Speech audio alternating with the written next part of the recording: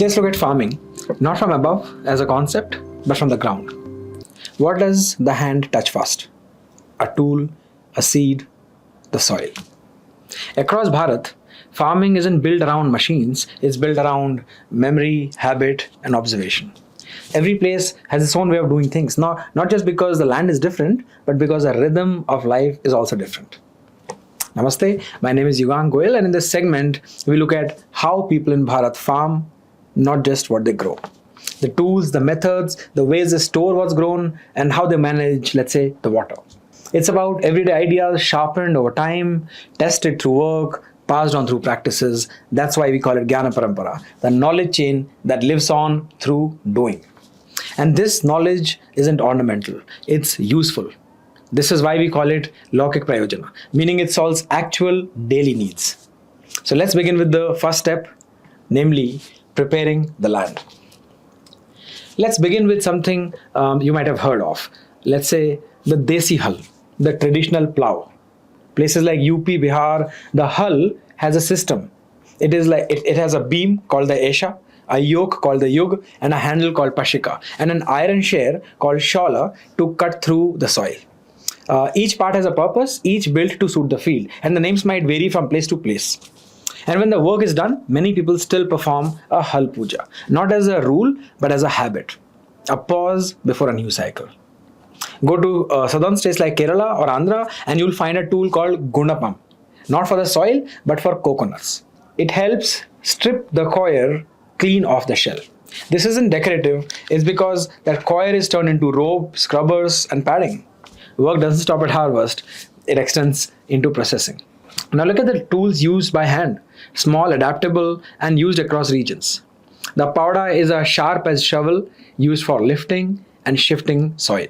The Kudal helps cut and move soil, especially while preparing the fields.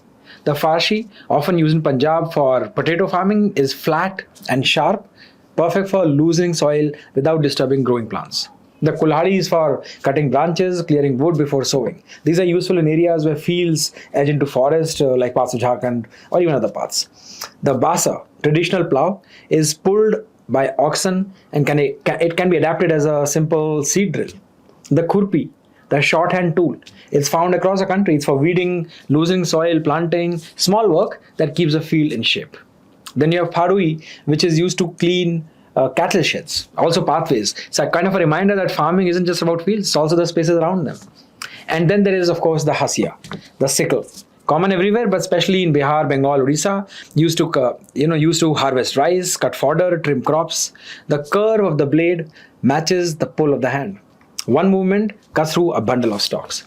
Now, these tools may seem old, but they still work, they're still relevant, they're still seen everywhere. Their shapes have been refined over time, the materials are local, and most importantly, they solve real problems. And that's what makes Laukik Prayojana the everyday usefulness. And the way they're made of, they're used, repaired, the way it's passed on, that's the Jnana Parampara. Let's discuss about storing what's grown, from grains to seeds. You see, after the field comes storage. A harvest means little if you can't keep it safe. What do we see this across India? Well, so in Andhra Pradesh, in the Shikakulam forest, farmers still use buttalu, a large bamboo basket sealed with neem leaves and cow dung. They are airtight and can hold up to 12 quintals of grain. When the grain is needed, the top seal is broken, portion is taken out, and the basket is resealed. Simple and effective. UP we call something like a manda, an open earthen pot used for seeds covered with dried husk and neem leaves. Manda, mand could be called in different pronunciations. Smaller versions like dahadi are used for household level seed keeping, and underground farmers build khand, also called satai. Rajasthan, MP, they use kotis that are made of bamboo, mud, and cow dung. They're built to breathe. So they're not airtight, but they're cool and dry inside. That's how they protect the grain.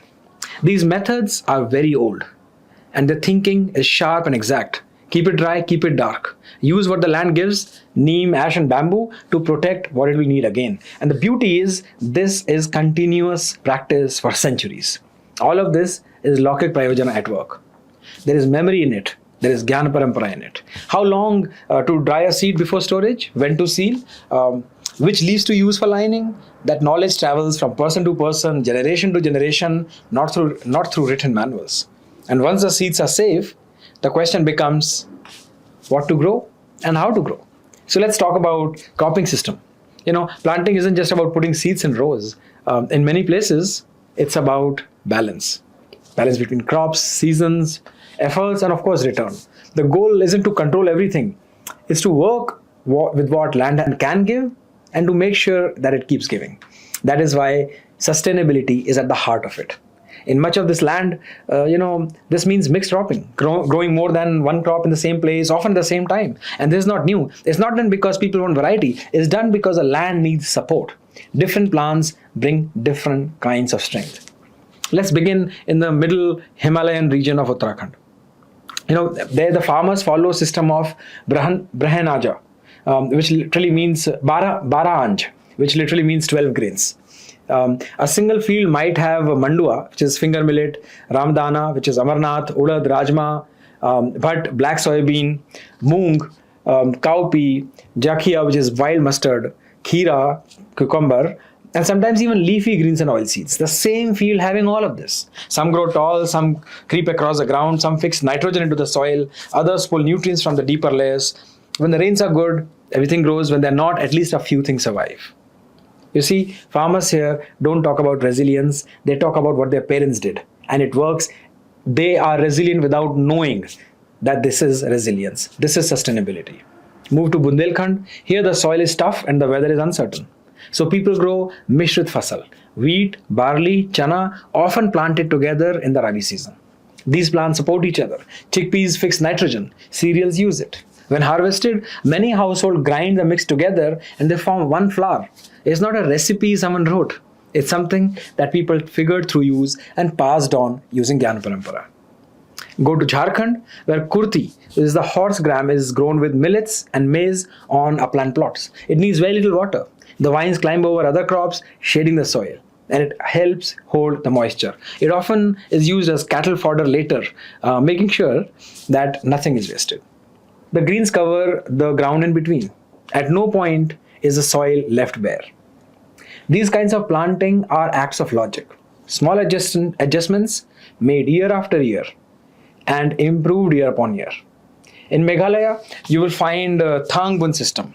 Raised beds are prepared along slopes again to grow ginger, turmeric, chilies, mustard, even yams. The beds keep the rains from washing the soil away. They also retain moisture. That's important when the rain stops early or comes late. Crops are spaced based on their water needs and height. Farmers remember which plant did well in which year and shift things slightly every season. In Nagaland, jhum farming, often misunderstood, uses a rotation system. Fields are cleared and planted for a few years and then rested. But it's not the shifting that matters, it's what's grown. Crops like job steers, adle millet, foxtail millet, maize, taro, they're all planted with care. Trees like alder are left standing or pruned, not cut, because their roots fix nitrogen and stop erosion. Leaves drop, mulch the ground, make space for the next cycle. The idea isn't uniformity, it's memory. In all these systems, plants aren't isolated. Even when the crops are right, even when the soil is ready and the seeds are strong, none of it moves without water, obviously. So we now come to managing water. Water is the turning point in any growing cycle. You can have good seeds, healthy soil, and the right tools, but the water doesn't arrive, everything pauses. So across Bharat, people have built subtle yet clever systems to manage water. Most of these don't depend on electricity or large infrastructure.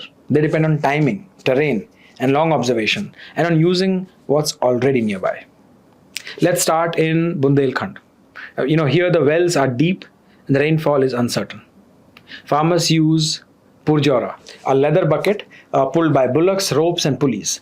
The water rises, pours into a small channel, and flows into furrows. In smaller fields, there is charsa, the same idea but operated by hand. Both are slow but steady. You don't need to wait for the power to come. You just need strength and time. Move southwards to East Godavari, where farmers have long used Bombay drums.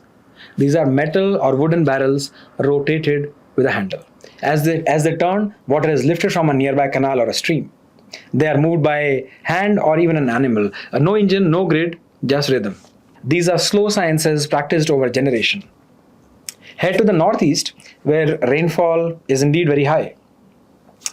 In Meghalaya, for instance, farmers use bamboo drip irrigation. One bamboo pipe, often no thicker than a wrist. It's cut, notched, and angled to carry water from the spring to the field below. It can take hours for enough water to flow, but it flows without loss. It's built to follow gravity, and it needs no repair, just replacement, which the forest provides. Further north in Arunachal Pradesh in the northeast, some communities divert hill streams using small earth channels reinforced with stones and branches. These are opened and closed manually. When the water is needed, a plug is pulled. When it's not, the plug is reset. In Maharashtra, regions around Kolhapur, you find indigenous systems of making small dams, small dikes, exactly to manage and channelize water across the fields. In the Deccan and the south, water is also often stored and not necessarily lifted. Temple tanks, uranis, and village ponds, they catch monsoon water. They're used for drinking, for livestock, for irrigating nearby fields. They aren't treated as mere resources. They're an integral part of the village. They're cleaned before the rains. They're used carefully through the year. Some are centuries old, and they still hold water. Let's go to Rajasthan now. Water can vanish quickly. It's a dry state after all. Over there, farmers have built johards, bawris, and kunds. These are stone-lined earthen storage structures that trap rainwater and allow it to seep slowly into the ground. In some places, water is pulled up weeks or months later from the wells nearby, recharged by the same johad. It is a system built on delay, not demand.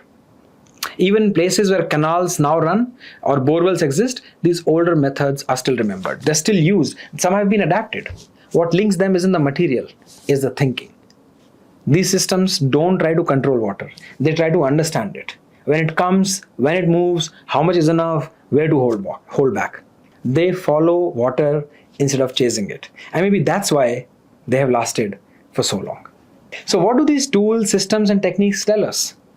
That farming in Bharat isn't just about land, it's about learning. It's about looking closely at soil, at the weather, at what worked last time, what didn't. It's not trial and error, it's trial and memory. People may call it technology, but it's shaped by use, improved through doing, and passed down through everyday work across generation. A sickle that fits the hand just right. A bamboo pipe that finds a slope. A seed mix that remembers past droughts. This is knowledge that doesn't announce itself, but it works. And that's what makes it powerful. What makes it powerful is also that you find some type of knowledge across all these dimensions across the country, across Bharat. And that commonality is what makes us one. Namaste.